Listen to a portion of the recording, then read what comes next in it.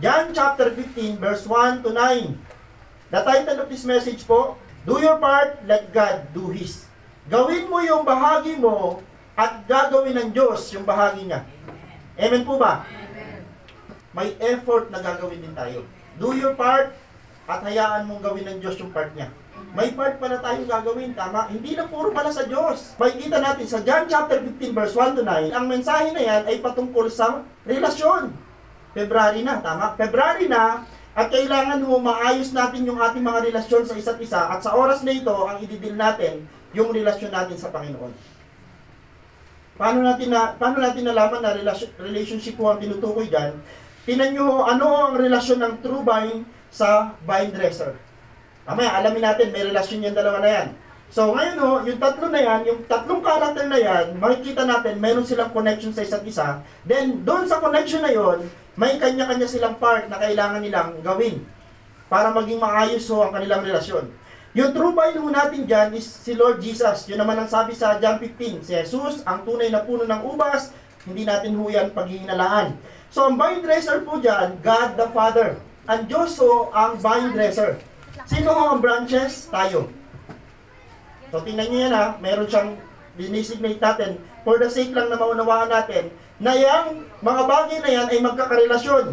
Ang relasyon ng true vine sa vine dresser, siya yung tagapag-alaga ng puno.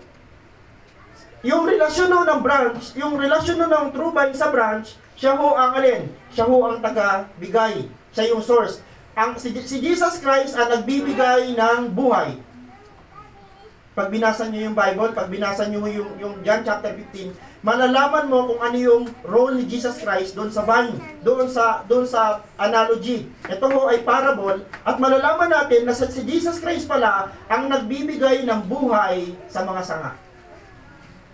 Sino si God? God the Father, siya yung caretaker. Anong ginagawa ng caretaker? Yung caretaker po ang tagatanggal, tagaputol nung sangang hindi namumunga, at doon tagakaltas, tagaprone o tagaproning ng mga sanga na namumunga. Okay, sabi dito, every branch in me that does not bear fruit, He takes away. Yung mga sangang hindi namumunga, Diyos ang nagtatanggal para may gagawin ng Diyos doon sa mga sanga na hindi namumunga.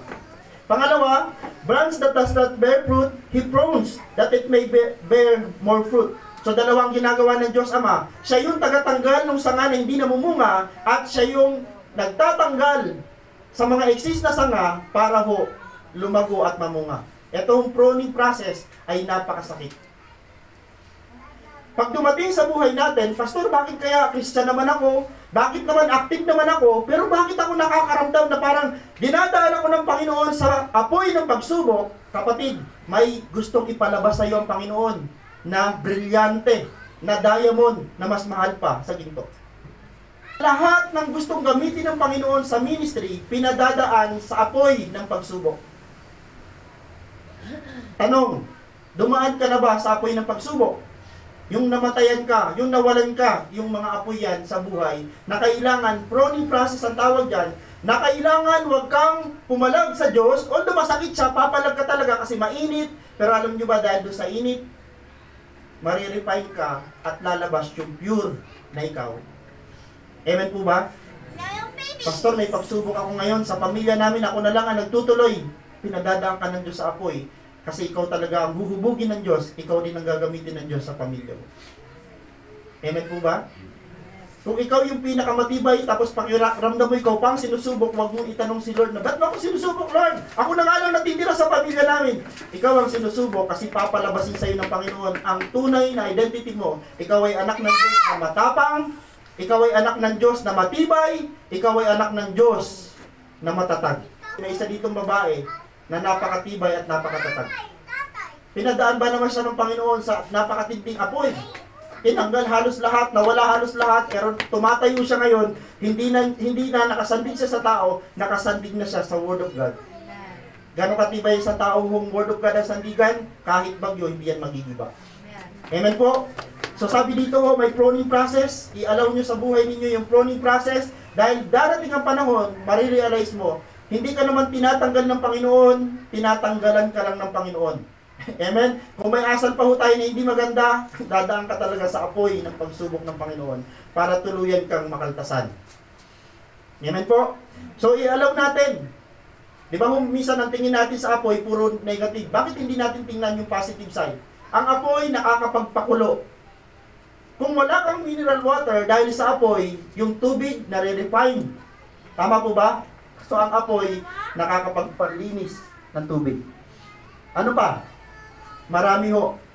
Dahil sa apoy ho, marami ho napuproduce na mga matitibay, napuproduce na mga mahuhusay, at napuproduce na mga matitinding mga bagay.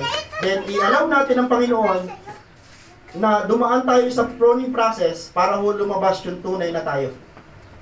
Yung lingkod ng Panginoon na pag dinala sa laban, hindi ho nanak. Sorry sa word. So, dumaan tayo sa pruning process at ulitin ko lang po, dumadaan tayo dyan hindi para patayin, hindi para ipahama. Katulad ni Job, na dumaan siya sa napakatinding apoy, pero ho, iminultiply siya ng Panginoon. Papalabasin ng Panginoon yung pinakamagandang disenyo na ikaw, yung original na creation ng Panginoon. Amen po? Darating ang panahon, magugulat ka sa simbahang ito, parang noong nakaraang taon, nakatayo ka lang, nakaupo ka lang dyan, pero sa susunod na taon, praise the Lord, may boldness ka ng mangaral. So dito ho, pinapakita ng Panginoon na siya si Jesus Christ, yung source ng buhay na binibigay sa atin, pero yung Diyos ho, ang nagbibigay din ng paraan, at siya yung role niya, magkaltas, at totally ho, magputol ng mga sanga na hindi na ho namumunga. Sabi ko sa inyo, ngayong taon na ito, binabalikan lang natin yung message natin, nakakatakot kung ngayong taong ito, totally ho, kunin na tayo ng Panginoon, dahil wala naman tayong function. Pastor, paano ako makakapag-function sa simbahan? Meron akong problema sa katawan. Kapatid, yung ipag-pray mo yung congregation, napakalaking function nun. Di ba meron tayong prayer intercessor? Sumama ka doon. Kailangan ng simbahan ng mga prayer warrior. Dahil ang simbahan, may kalaban, mga demonyo. At ang battle ng pastor araw-araw ay spiritual battle. Ikaw at ako, pareho tayo ng battle. Pastor, may mga battle pa ako financially, materially, hindi yun mas mahalaga. Ang pinakamatinding battle na kailangan mong pagtagumpayan ay yung spiritual battle dahil doon mo nakataya ang atin ng kamatayan at buhay na walang hanggan. Okay? Tuloy natin po. Branches ho dito ay yung pinaka-role natin, isa lang ang role ng isang Kristiyano, abiding in Christ. Yun lang ang pinakatanging magagawa natin at yun lang ang kaisa-isa mong magagawa para ho sa utos ng Panginoon yung manatili tayo sa Kanya. Grabe.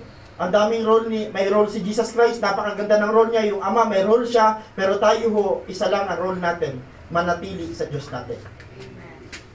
May mga time ba, may mga time ka sa buhay, Lord, ayoko na, suko na ako kasi parang hindi ko na kaya. Yun yung mga attempt na yun yung dapat mong isurrender sa Panginoon at sabihin mo, Lord, patawarin mo ako kasi mali yung attempt ko. Si Lord pa talaga yung iiwanan natin. Si Lord pa talaga yung lalayuan natin. Balikan ko lang yung kanta, nilaban ka ni Lord.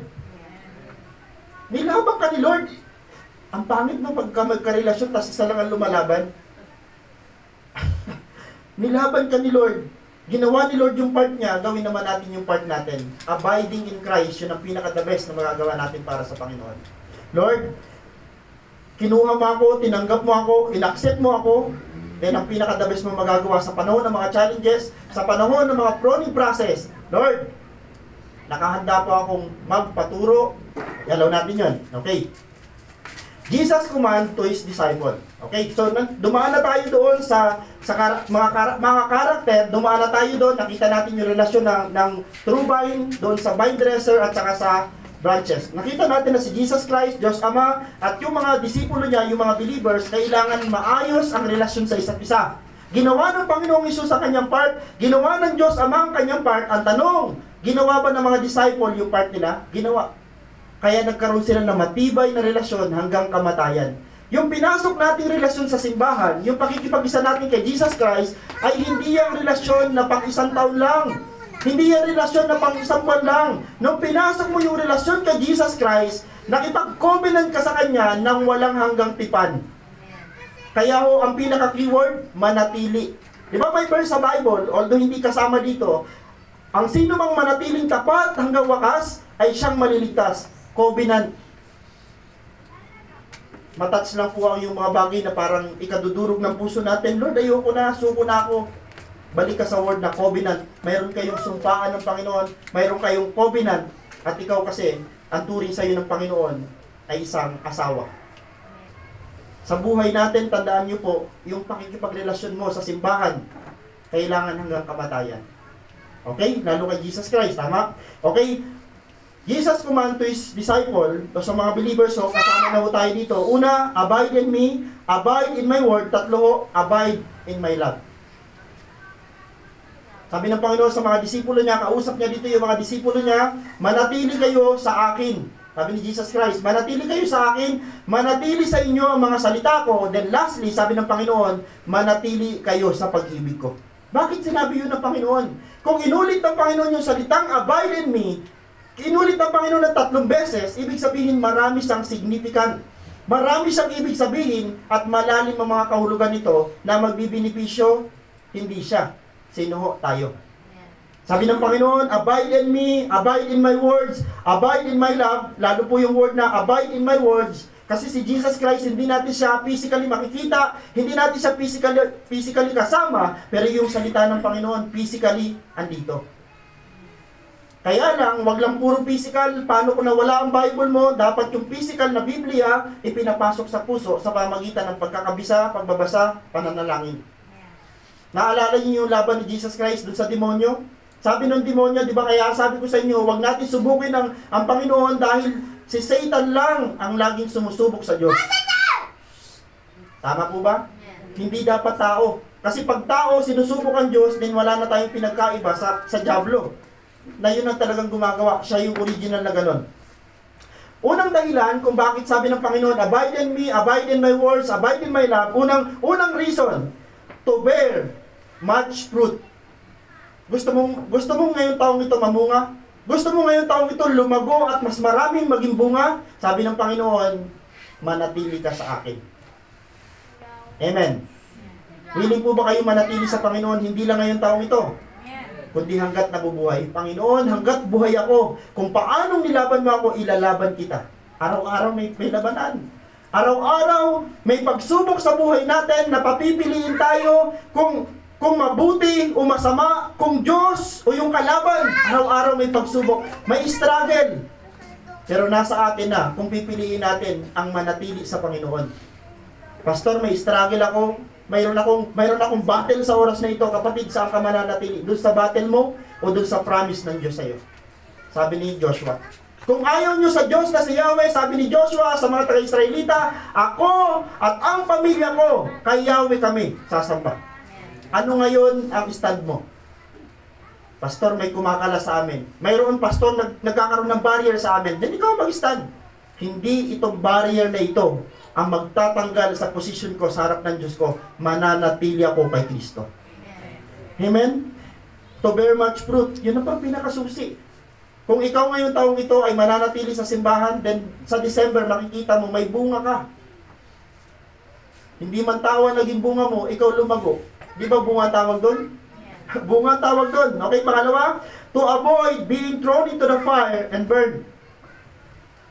Pinapanatili tayo ng Panginoon para hindi tayo masama sa proning ng Diyos na totally tinanggal kasi hindi na namumunga. To avoid being thrown into the fire and burned. Pag sinabi hong thrown to the fire, ibig sabihin ito, hinusgahan na. Do your part, let God do His. Amen, no? Huwag mo hong pakialaman yung mga bagay na hindi natin saklaw. To avoid being thrown into the fire and burned. So, kailangan ho malaman natin na kailangan natin hong manatili sa Panginoon para hindi natin maranasan yung pagtanggal at totally hong parusa ng Panginoon sa atin. To ask whatever you wish. Ito ang pinakamaganda dyan. Sabi ng Panginoon, manatili kayo sa akin, manatili sa inyo ang mga salita ko, at hingin ninyo ang inyong maibigan, at ipagkakaloob ko sa inyo. Yun ang gustong-gusto natin. Pero paano ho, pag ang isang bagay na hiniling mo sa Panginoon, hindi pa rin niya binigay, magagalit ka sa Panginoon? Dapat hindi. Bakit po? Siya pa rin ang sasala doon sa mga hiningi mo sa Kanya, dahil siya ang may karapatan nung tugon, hindi ikaw. Amen? Ano lang ang part natin? Mag-pray ka lang. Kaya nga ho, napaka-the best, kung isa kang Kristiyano, na bago ho ang mindset natin, kung ikaw ay mahirap, bakit di mo ipag-pray yumamang ka? Eh, pastor, baka hindi gawin ng Panginoon, tapos ka na sa part mo. Ang part mo lang mag-pray. Part ng Diyos, kung tutugunin ng Panginoon pagyamanin at pagpalain ka, part niya yun. Okay?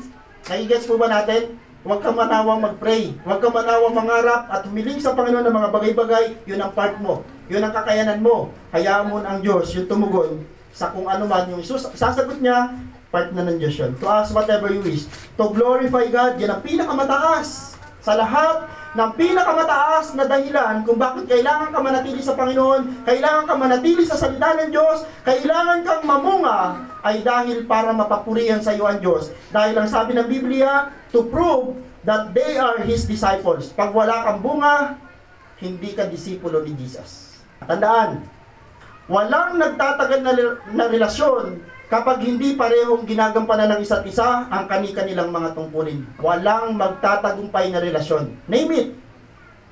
Magkaibigan. Kung sa magkaibigan, isa lang yung tunay sa pagkakaibigan, magtatagal? Hindi. Ganito sila, oh. Ang layo nun. Ay sa mag-asawa, ganun na ganun. Sa kahit anong relasyon, ipasok mo tong application na to, wala kang makikitang magkarelasyon na tumagal na hindi nagpa-function sila ayon sa kanilang mga tungkulin. Sa Diyos, ganun din po. Sabi ng Panginoon, gusto kitang bigyan ng mahabang buhay. Gusto ng Diyos. Gusto mo rin. Pero ang problema, yung gusto ng Diyos at gusto mo, iba ang ginagawa mo. Paano mangyayari yun? Mga kapatid, wala daw nagtatagal na relasyon pag hindi nagpapang-abot. Okay? Okay, binalikan natin, sa lahat ng relasyon, hindi nagtatagal o magtatagal ang isang relasyon kapag ang dalawang kasapi ng magkarelasyon na hindi nagpa-function ayon sa kanilang part. Walang magtatagal na magkarelasyon na hindi nila ginagampanan yung kanilang mga bahagi. Okay? Gawin natin ang ating bahagi na pinagagawa sa atin ng ating Panginoon. Do your part. Yun lang ho ang dapat nating tandaan. Ano ba yung part mo?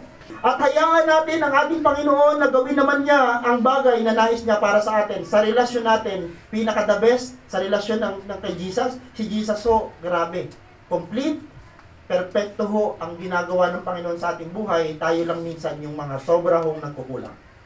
Tayo ho, nagkukulang, ang Diyos hindi. Amen? Hindi kailanman magkukulang ang Diyos.